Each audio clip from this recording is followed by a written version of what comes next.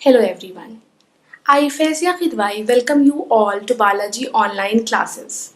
Today, I am going to discuss chapter number 3, Key Elements of a Democratic Government of class 6th Political Science. Now, in the previous chapter, I have discussed the types of governments, the functions of governments, and also the forms of the government, the major organs of the government. In this chapter, we are going to study the key elements of a democratic government. Now, we all know that most of the countries today has adopted the democratic form of government. Why? Because this is the best form of the government as it provides an active participation of the people of a country, and the government in return is accountable to the people. Like if government do not work according to the wishes and for the welfare of the people can throw that government out from the power in the next elections. So in this way, this is the best form of the government. Now, but this democratic government have certain basic conditions, and why these conditions are there? To make the function of the democratic government successful. The first such element is the participation. Now we all know that in democratic form of government there is a popular and active participation of the people. Democratic form of government में elections होते हैं between different parties.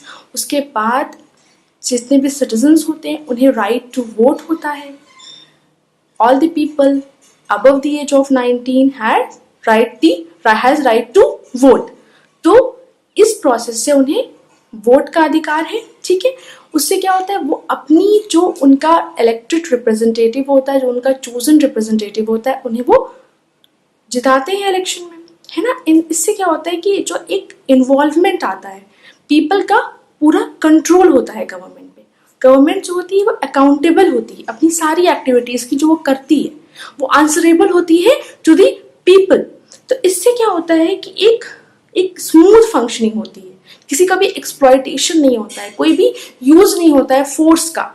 ये government एक ऐसी government है जो impose नहीं की गई है, बल्कि ये this government comes to the power according to the will of the people. Also, the tenure of a democratic government is generally of 5 years. Like every 5 years, elections are conducted, and another party or another whosoever win in that election comes to the power.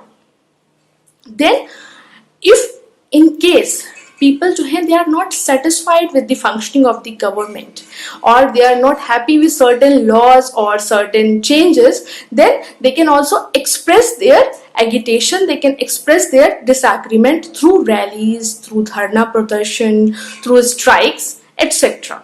Even media, like which involves newspapers, radios, television, magazines, also play a very crucial role in shaping up this thing.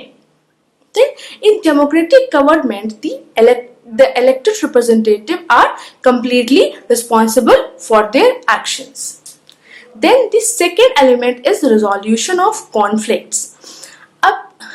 अब अगर अपनी country का example लेकर ये explain करें then it will be better. जैसे हमारी country है, हमारी कंट्री में there are people coming from different communities having different religions, different beliefs and different traditions. जब आप ऐसी सोसाइटी में रहते हो जिसमें different type of cultures, different type of people who are coming from different backgrounds, जब वो इन्वॉल्व होते हैं तो ऑब्वियसली कॉन्फ्लिक्ट्स होती हैं. कॉन्फ्लिक्ट्स तो होंगी, मे बी किसी रिलीजियस सेलिब्रेशन के टाइम पे हो या किसी भी वजह से कोई भी कॉन्फ्लिक्ट अराइज हो सकती है. तो इसलिए ये जो है ये एक ऐसा डेमोक्रेटिक फॉर्म ऑफ गवर्नमेंट में एक ऐसा मेजर लिया जाता है कि ये जो भी कॉन्फ्लिक्ट्स हैं इनको रिजॉल्व करा जा सके, सबको इक्वली ट्रीट किया जाता है जिससे कॉन्फ्लिक्ट्स जो हो वो कम से कम हो. Apart from these conflicts can also arise because of some other reasons. For example, rivers can also become a source of conflict. जी हाँ, जो rivers होते हैं they can also become a source of conflict among the nations. For example, if we take the example of Kaveri water dispute, that which is between the Karnataka and Tamil Nadu. इसमें क्या हुआ था, जो water store होता था Krishna dam में इन कर्नाटका, वो water से पूरा एरिया में वाटर सप्लाई होता था, इरिगेशन में वाटर सप्लाई होता था, एंड ऑल्सो जो वाटर नीड्स थी बेंगलुरु सिटी की वो भी फुलफिल की जाती थी.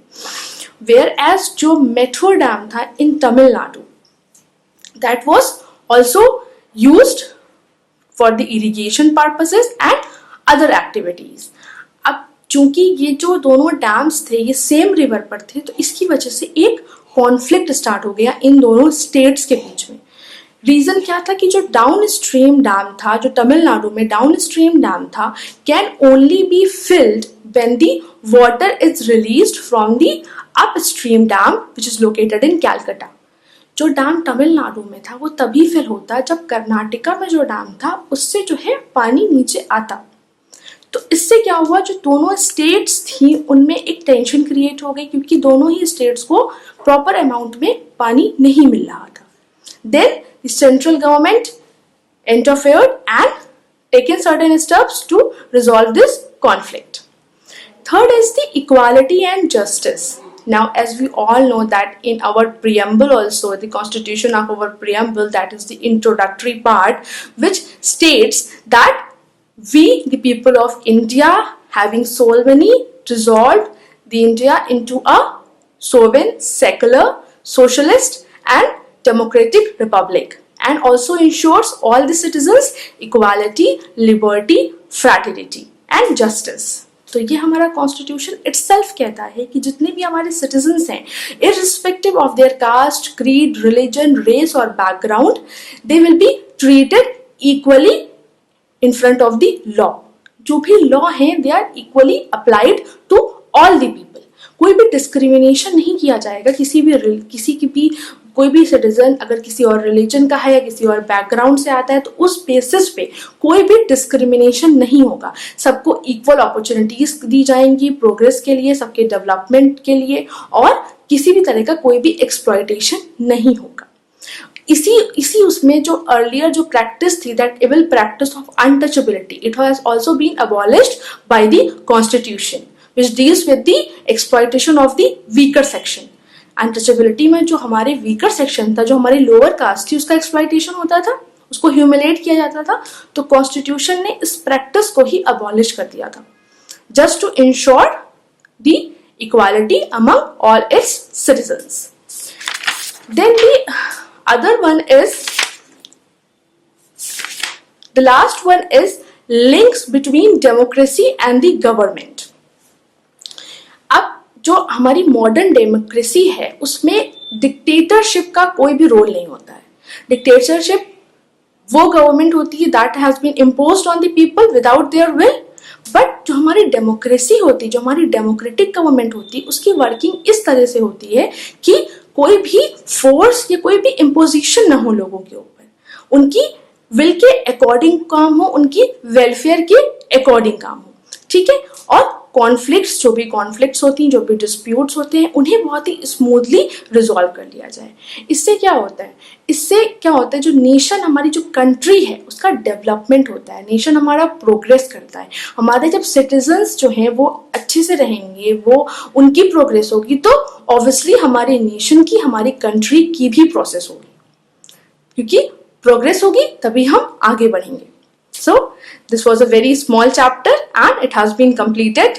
So please again read this chapter properly, learn all the new terms, and also you will get your notes through School Mitra app. Please download those PDFs and complete your work.